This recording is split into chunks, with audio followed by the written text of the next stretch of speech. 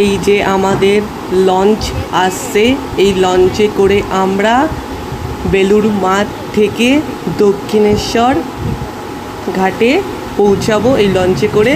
এর মূল্য 11 টাকা, সময় লাগে আধা ঘন্টা, প্রতি আধা ঘন্টা অন্তর বেলুড় মঠ থেকে আর দক্ষিণেশ্বর থেকে ছাড়ে এই লঞ্চটি। প্রত্যেক দিন চলে, লাস্ট এটা 7:30টার সময় ছাড়ে, তারপর আর ছাড়ে না।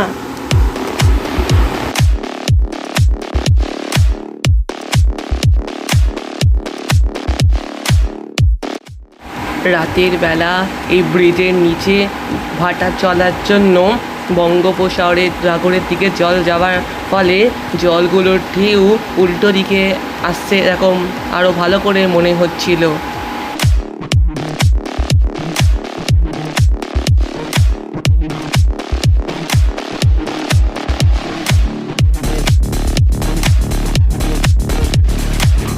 এখানে আরও ভালো করে বোঝা যাচ্ছিল যে জলগুলো উল্টো দিকে আসছে, কারণ উপরে ব্রিজের লাইটগুলো পড়ার ফলে আরও ভালো সেটা বোঝা যাচ্ছিল এবং জলে প্রতিফলিত হচ্ছিল লাইটগুলো।